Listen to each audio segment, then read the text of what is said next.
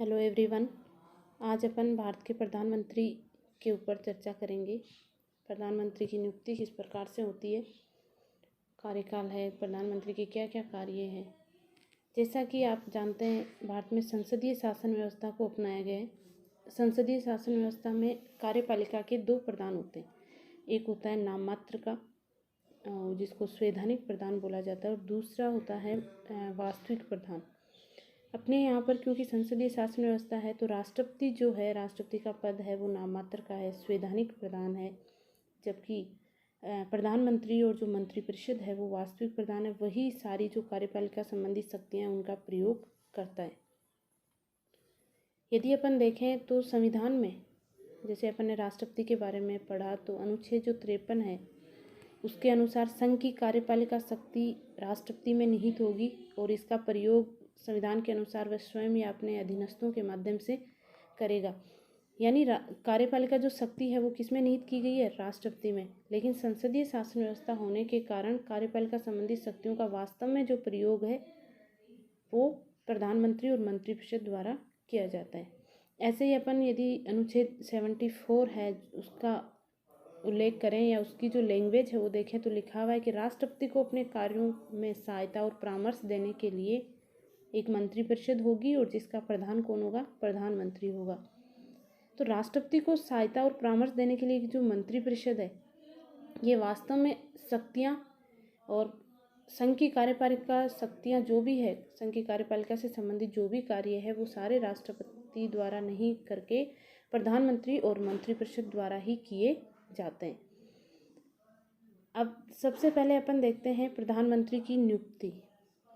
अपने यहाँ संसदीय शासन व्यवस्था होने के कारण व्यवस्थापिका में से कार्यपालिका का निर्माण होता है।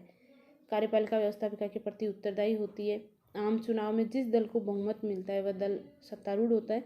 यानी कार्यपालिका का निर्माण वही दल करता है। उस दल के नेता को लोकसभा में, जो संसद का निम्न सदन है जिसको प्रथम सदन भी कहा जाता है, तो लोकसभा में जिस दल को बहुमत मिलता है उस दल के नेता को राष्ट्रपति द्वारा, दल ने जिस व्यक्ति को नेता चुना है उसको राष्ट्रपति द्वारा प्रधानमंत्री पद पर नियुक्ति की जाती है।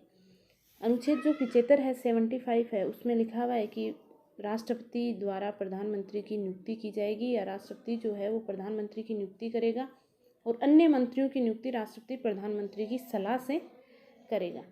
यहाँ पर देखिए, प्रधानमंत्री की नियुक्ति राष्ट्रपति करता है, लेकिन नियुक्ति करने में वह अपने स्वविवेक का प्रयोग बहुत ही कम करता है। एक तरीके से लोकसभा में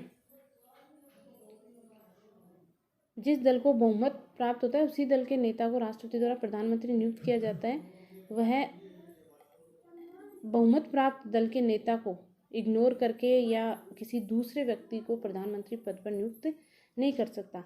लेकिन मान लीजिए यदि दल को स्पष्ट बहुमत नहीं प्राप्त हुआ है तो फिर राष्ट्रपति को सब विवेक का प्रयोग करने की शक्ति मिल जाती है। फिर वह अपनी व्यक्तिगत स्वतंत्रता का प्रयोग करता है। तो राष्ट्रपति सामान्यतः क्या करता है कि जिस दल को, सबसे बड़े दल के रूप में जो दल उभरा है या जिसको सबसे ज़्यादा सीटें मिली है, उस दल के नेता को सरकार बनाने के लिए आमंत्रित करेगा, या फिर सबसे बड़ा जो गठबंधन होता है, गठबंधन के नेता को प्रधानमंत्री पद पर वह नियुक्त करता है।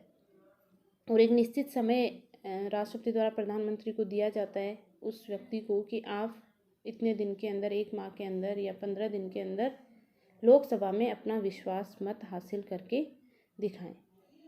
इसके अलावा मान लीजिए यदि प्रधानमंत्री के पद पर रहते हुए मृत्यु हो जाए, तब भी राष्ट्रपति द्वारा, अचानक मृत्यु होने पर राष्ट्रपति द्वारा सबसे बड़े दल जो लोकसभा में उस समय है उसके नेता को प्रधानमंत्री पद पर नियुक्त किया जा सकता है।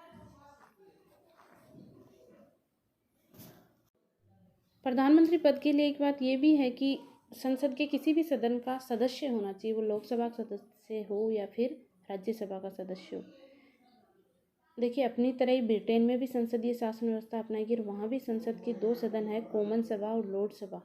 लेकिन वहाँ की जो परंपरा है उसके अनुसार कॉमन सभा जो निम्न सदन है, प्रथम सदन है, उसी का जो प्रधानमंत्री है वो सदस्य होना चाहिए। जबकि भारत में ये है कि दोनों में से किसी का भी वह सदस्य हो सकता है।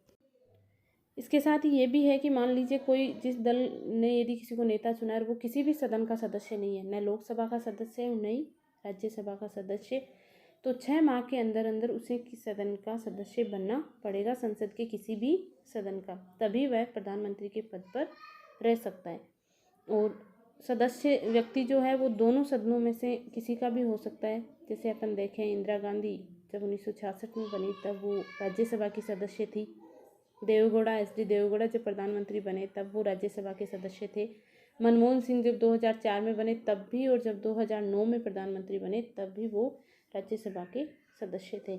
तो अपने यहाँ संसद के दोनों सदनों में से किसी का भी सदस्य प्रधानमंत्री जो है वो हो सकता है। उसके बाद अपन देखते हैं प्रधानमंत्री को शपथ ग्रहण राष्ट्रपति द्वारा पद और गोपनीयता की शपथ दिलाई जाती है। और पद और गोपनीयता की शपथ लेते वक्त से मैं भारत के संविधान के प्रति सच्ची श्रद्धा और निष्ठा रखूँगा, भारत की प्रभुता और एकता अखंडता की रक्षा करूँगा, और मैं श्रद्धापूर्वक अपने पद के जो भी दायित्व हैं उनका मैं निर्वहन करूँगा। इस प्रकार राष्ट्रपति के सामने राष्ट्रपति द्वारा प्रधानमंत्री को शपथ दिलाई जाती है। प्रधानमंत्री का यदि अपन कार्यकाल की बात करें तो वह कार्यकाल निश्चित नहीं है, क्योंकि जितने दिन लोकसभा में प्रधानमंत्री और मंत्रिपरिषद को विश्वास मत हासिल है वह अपने पद पर बना रहता है। 5 साल कार्यकाल हर आम चुनाव के बाद होता है। 5 साल तो उसका कार्यकाल है ही, उससे पहले भी वह त्यागपत्र दे सकता है, या फिर लोकसभा में विश्वास मत हासिल नहीं हो, उसको विश्वास मत खो दे वो, तो प्रधानमंत्री को अपने पद से त्यागपत्र देना पड़ता है। लेकिन जब तक लोकसभा में बहुमत प्राप्त है प्रधानमंत्री राष्ट्रपति से बर्खास्त नहीं कर सकता। हाँ, यदि वो विश्वास मत खो दे लोकसभा में तब राष्ट्रपति द्वारा उसको बर्खास्त किया जा सकता है। इसके अलावा प्रधानमंत्री को वेतन और भत्ते की बात करें तो संसद द्वारा समय समय पर जो भी निर्धारित किए जाते हैं वो उसको प्राप्त होते हैं। अब देखते हैं अपन प्रधानमंत्री के कार्य और शक्तियाँ। सबसे पहले देखते हैं अपन मंत्रिपरिषद के संबंध में। जैसा कि अपन ने देखा कि अनुच्छेद 76 में राष्ट्रपति को सहायता और सलाह देने के लिए एक मंत्रिपरिषद होगी जिसका प्रमुख प्रधानमंत्री होगा। इस तरीके से मंत्रिपरिषद का गठन कैसे होगा, उसका निर्माण कैसे होगा, उसकी संरचना कैसी होगी, वो अनुच्छेद 76 में दिया हुआ है। 75 में अपन ने देखा कि प्रधानमंत्री की नियुक्ति राष्ट्रपति करेगा और अन्य मंत्रियों की जो नियुक्ति है वो प्रधानमंत्री की सलाह पर राष्ट्रपति द्वारा की जाएगी। मंत्री नियुक्त करते वक्त राष्ट्रपति को जब प्रधानमंत्री सिफारिश करता है कि किस किस व्यक्ति को मंत्री नियुक्त किया जाएगा, तो वह ज़्यादा अपने दल के व्यक्तियों को ही मंत्री पद पर नियुक्त करता है, और राष्ट्रपति भी उन्हीं व्यक्तियों को मंत्री पद पर नियुक्त कर सकता है जिसकी सिफारिश प्रधानमंत्री ने की है। मंत्री बनने के बाद मंत्रियों को जो विभिन्न विभागों का बंटवारा है या मंत्रालयों का बंटवारा है, मंत्रालयों में फेरबदल करना है, ये कार्य भी प्रधानमंत्री द्वारा किया जाता है। इसके अलावा किसी मंत्री को पद से हटाना है या उसका त्यागपत्र लेना है तो ये कार्य भी प्रधानमंत्री द्वारा ही किया जाता है। मंत्रिपरिषद के जो भी निर्णय लिए जाते हैं वो प्रधानमंत्री के ध्यान में ही लिए जाते हैं, और मंत्रिपरिषद की जब भी बैठक होती है तो उस बैठक की अध्यक्षता भी प्रधानमंत्री द्वारा ही की जाती है। यानी मंत्रिपरिषद की जो बैठक है वो प्रधानमंत्री की अध्यक्षता में ही होती है। इसके अलावा मंत्रिपरिषद के जितने भी मंत्री होते हैं उनकी गतिविधियों को नियंत्रित करना, निर्देशित करना और उनके विभागों में समन्वय स्थापित करने का कार्य भी प्रधानमंत्री द्वारा किया जाता है। अब देखिए, क्योंकि प्रधानमंत्री है वो मंत्रिपरिषद का प्रमुख है, मान लीजिए प्रधानमंत्री त्यागपत्र दे दे या फिर प्रधानमंत्री की मृत्यु हो जाए तो अन्य मंत्री कार्य नहीं कर सकते। एक तरीके से मंत्रिपरिषद का भी क्या हो जाएगा, विघटन हो जाएगा, वह भंग हो जाएगी, स्वयं ही अपने आप ही वो मंत्रिपरिषद विघटित हो जाएगी। दूसरी ओर यदि कोई मंत्री की मृत्यु हो जाए, वो त्यागपत्र दे दे, तो मंत्रिपरिषद बनी रहती है, क्योंकि उसका प्रमुख कौन होता है, प्रधानमंत्री होता है, और वह दोबारा से किसी को भी व्यक्ति को उस जगह को भरने के लिए मंत्री नियुक्त कर सकता है। उसके बाद अपन देखते हैं राष्ट्रपति के संबंध में प्रधानमंत्री की शक्तियाँ या क्या क्या प्रधानमंत्री और राष्ट्रपति के बीच में, राष्ट्रपति और मंत्रिपरिषद के बीच में जो भी संवाद होता है उसकी एक कड़ी के रूप में कार्य करता है प्रधानमंत्री। जैसे कि राष्ट्रपति का कोई संदेश है वो मंत्रिपरिषद को भिजवाना है, या फिर मंत्रिपरिषद के कोई निर्णयों से राष्ट्रपति को अवगत करवाना है, तो ये सारे कार्य प्रधानमंत्री द्वारा किए जाते हैं। अनुच्छेद 78 जो है वो प्रधानमंत्री के कुछ कर्तव्य सुनिश्चित करता है। उसमें देखिए कि संघ के कार्यकलाप के प्रशासन संबंधी या कार्यपालिका संबंधी जो भी मंत्रिपरिषद के निर्णय हैं, मंत्रिपरिषद ने जो निर्णय लिए, उनसे सबको राष्ट्रपति को सूचना दे या राष्ट्रपति को प्रधानमंत्री सबसे अवगत करवाए। ये प्रधानमंत्री का कर्तव्य है।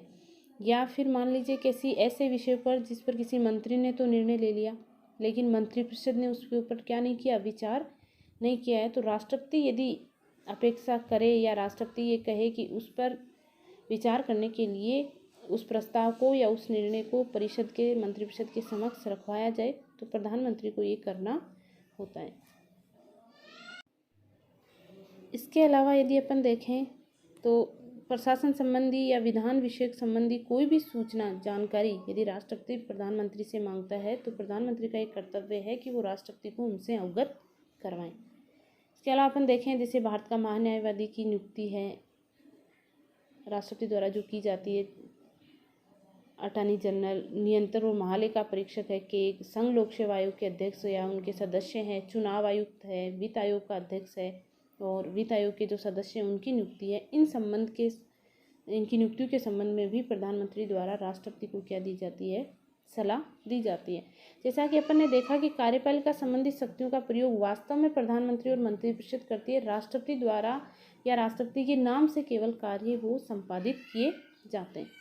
अब अपन देखते हैं संसद के संबंध में, क्योंकि प्रधानमंत्री संसद का जो निम्न सदन है, निचला सदन है, उसका क्या होता है, सदस्य भी होता है और उसका दल का नेता होने के कारण वह सदन का नेता भी होता है।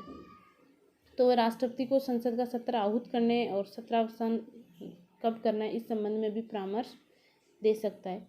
लोकसभा को यदि विघटित करना है समय से पूर्व, कार्यकाल से पूर्व, तो ऐसी सलाह या सिफारिश भी प्रधानमंत्री है वो राष्ट्रपति से कर सकता है।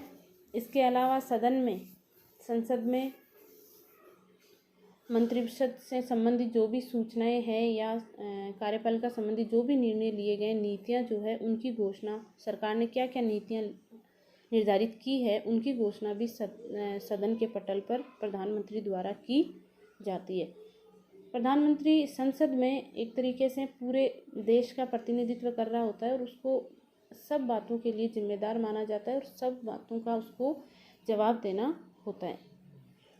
इसके अलावा अपन यदि शक्तियाँ देखें तो प्रधानमंत्री द्वारा नीति आयोग है, पहले जो योजना आयोग था अब उसकी जगह क्या बना दिया गया, नीति आयोग है, राष्ट्रीय विकास परिषद है, अंतर्राज्यीय परिषद, राष्ट्रीय जल संसाधन जो परिषद हैं, इनके अध्यक्षों की नियुक्ति भी प्रधानमंत्री द्वारा की जाती है।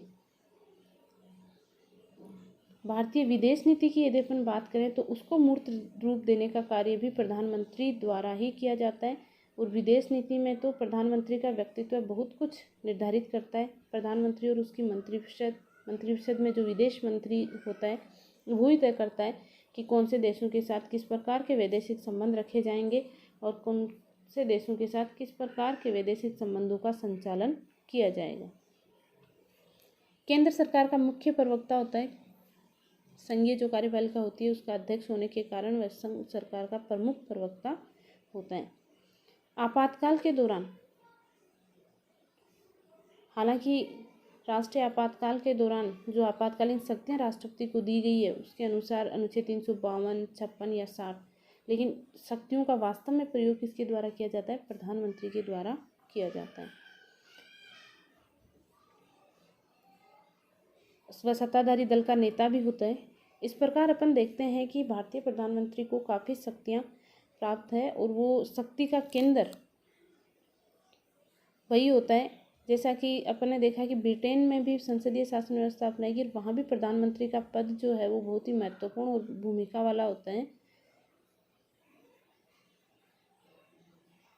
उनके बारे में कई विद्वानों ने जो कथन कहे या बातें कही वो भारतीय प्रधानमंत्री पर भी पूर्णतः लागू होते हैं, कि जैसे सर विलियम हार्टकोट ने कहा कि वो नक्षत्रों के बीच चंद्रमा है, या मुनरो ने कहा कि वह राज्य की नौका का कप्तान है, रेमजे में और कहते हैं कि वो राज्य के जहाज का मल्ला है। तो यानी कहने का संसदीय लोकतंत्र में प्रधानमंत्री का पद महत्वपूर्ण होता है और यदि स्पष्ट बहुमत वाली सरकार हो, बहुमत प्राप्त दल की सरकार हो, तो फिर प्रधानमंत्री का जो व्यक्तित्व है वो उभर कर सामने आता है और उसकी शक्तियाँ और कार्य जो होते हैं वो और भी ज़्यादा महत्वपूर्ण हो जाते हैं।